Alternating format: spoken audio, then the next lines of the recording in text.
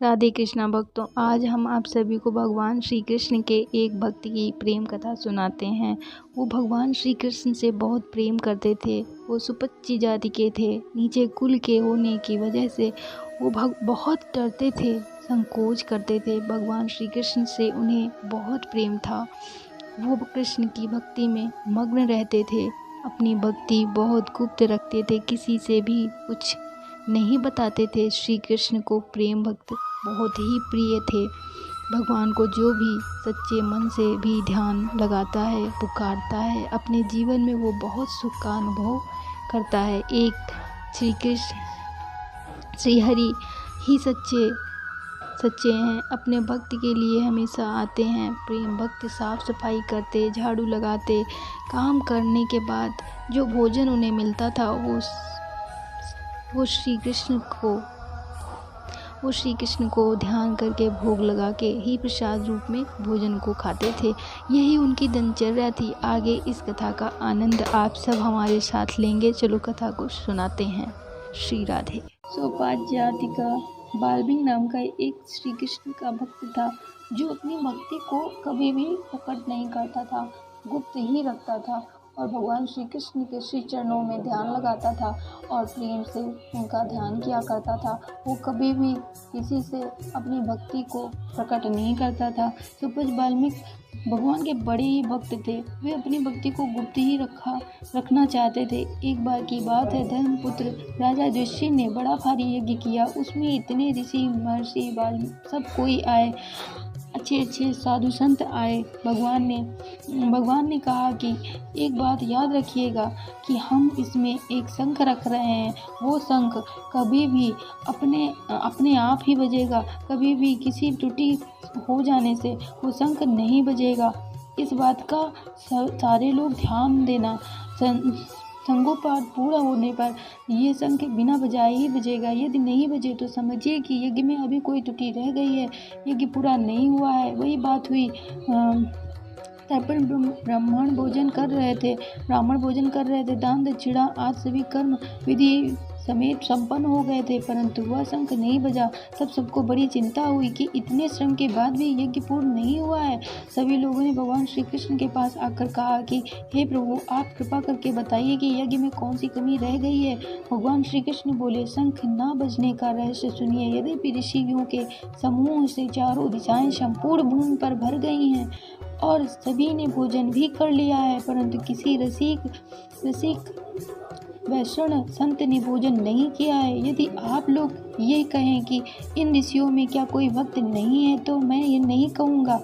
कैसे कहूँ? अवश्य इन ऋषियों में बहुत उत्तम भक्त हैं। फिर भी मेरे हृदय की एक गुप्त बात यह है कि मैं सर्वश्रेष्ठ रसिक वैष्णव भक्त उसे मानता हूँ जिसे अपनी जात विद्या ज्ञान आदि का अहंकार बिल्कुल ना हो और जो अपने को दासों का दास मानता हो। यदि यज्ञ पूर्ण करने की इच्छा है तो ऐसे भक्त को लाकर जिमाइए। भगवान की ये बात सुनकर युधिष्ठिर ने कहा, प्रभु सत्य है, पर ऐसा भक्त हमारे नगर के आसपास कहीं भी दिखाई नहीं देता है जिसमें अहंकार की गंध ना हो। ऐसा भक्त तो किसी दूसरे लोक में भले ही मिले। भगवान ने कहा, नहीं, तुम्हारे नगर में ही रहता है। दिन रात प्रातः काल सायंकाल तुम्हारे यहाँ आता भी है, पर उसे कोई जानता नहीं है और वह स्वयं अपने आप को प्रकट नहीं करता है। ये सुनकर सभी आश्चर्य से चौंक उठे और बोले, प्रभु कृपया शीघ्र ही बताइए, उनका क्या नाम है और कहाँ स्थान है, जहाँ जाकर हम उनका दर्शन करके सौभाग्यशाली बने। भगवान ने कहा, भक्त वाल्मीकि के घर को चले जाओ। वे सर्वविकाररहित सच्चे साधु हैं। अर्जुन और भीमसेन भक्त वाल्मीकि जी को निमंत्रण देने के लिए उनके घर जाने को तैयार हुए। तब भगवान ने उन्हें सतर्क करते हुए हृदय की बात खोलकर कही, जाते तो हो पर सावधान रहना। भक्तों की भक्ति का भाव अत्यंत दुर्लभ और गंभीर है। उनको देखकर मन में किसी प्रकार का विकार न लाना, अन्यथा तुम्हारी भक्ति में दोष आ जाएगा। दोनों ने वाल्मीकि के घर पहुंचकर उसके चारों ओर घूमकर उसकी प्रदक्षिणा की। आनंद से झूमते हुए पृथ्वी पर पड़कर साष्टांग दंडवत प्रणाम किया। भीतर जाकर देखा तो उनका उपासना गृह बड़ा ही सुंदर था। वाल्मीकि जी ने जब दोनों राजाओं को आया देखा तो उन्होंने सब काम छोड़ दिए। लज्जा एवं संकोच बस कांपने लगे। उनका मन विहल हो गया। अर्जुन और भीमसेन ने सविनय निवेदन किया, भक्तवर कल आप हमारे घर पर पधारिए और वहां अपनी जूठन गिराकर हमारे पाप ग्रहों को दूर कीजिए, हम सबको परम भाग्यशाली बनाइए। दोनों को निमंत्रण देते तथा अपनी बड़ाई करते हुए सुनकर वाल्मीकि जी कहने लगे, अजी हम तो सदा से आपकी जूठन उठाते हैं और आपके द्वार पर झाड़ू लगाते हैं। मेरा निमंत्रण कैसा है? पहले आप लोग भोजन कीजिएगा, फिर पीछे से हमें अपनी जूठन दीजिएगा। अर्जुन भीमसेन ने कहा, आप ये क्या कह रहे हैं? पहले आप भोजन कीजिएगा, फिर पीछे से हमें कराइएगा। बिना आपको खिलाए हम लोग नहीं खाएंगे। दूसरी बात भूलकर भी मन में ना लाएं। वाल्मीकि जी ने कहा, बहुत अच्छी बात है, यदि आपके मन में ऐसा है तो ऐसा ही होगा। अर्जुन और भीमसेन लौटकर राजा युधिष्ठिर से वाल्मीकि जी की सारी बातें कह डाली। युधिष्ठिर ने सौपच भक्त के प्रति बड़ा प्रेम हुआ। भगवान श्री कृष्ण ने द्रौपदी को अच्छी प्रकार से सिखाया कि तुम सभी प्रकार के षड्रस व्यंजनों की अच्छे प्रकार से बनाओ। तुम्हारे हाथों की सफलता आज इसी में ही है कि भक्त के लिए सुंदर रसोई तैयार करो। रसोई तैयार हो चुकने पर राजा युधिष्ठिर जाकर वाल्मीकि को लिवा लाए। उन्होंने कहा कि हमें बाहर ही बिठाकर भोजन करा दो। श्री कृष्ण भगवान ने कहा, हे युधिष्ठिर, ये तो तुम्हारे भाई हैं, इन्हें सादर गोद में उठाकर स्वयं ले जाओ।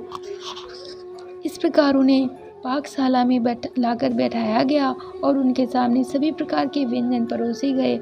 रसमय प्रसाद का कौड़ लेते ही शंख बज उठा, परंतु थोड़ी ही देर बाद बजकर वो बंद हो गया। तब भगवान ने शंख को एक छड़ी लगाई। भगवान ने शंख से पूछा, तुम कड़ के भोजन करने पर ठीक से क्यों नहीं बज रहे हो? घबरा कर शंख बोला, आप द्रौपदी के पास जाकर उनसे पूछिए, आप मन से ये मान लीजिए कि मेरा कुछ भी दोष नहीं है। जब द्रौपदी से पूछा गया तो उन्होंने कहा कि शंख का कथन सत्य है। भक्त जी खट्टे मीठे आज सभी रसों के सभी व्यंजनों को एक में मिलाकर खा रहे हैं। इसमें मेरी रसोई करने की चतुरता धूल में मिल गई है और पाक विद्या का निराधार देखकर मेरे मन में ये भाव आया है कि आखिर में है तो ये सौपच जाति के ही, ये भला व्यंजनों का स्वाद लेना क्या जाने।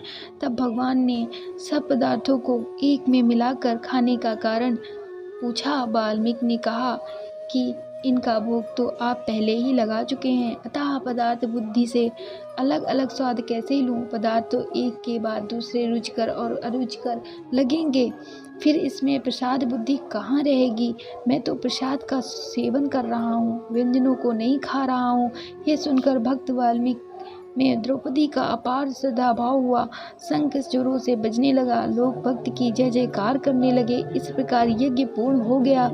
भक्त वाल्मीकि जी की महिमा का सबको पता चल गया। बोलो श्री कृष्ण की जय, श्री राधे कृष्ण की जय।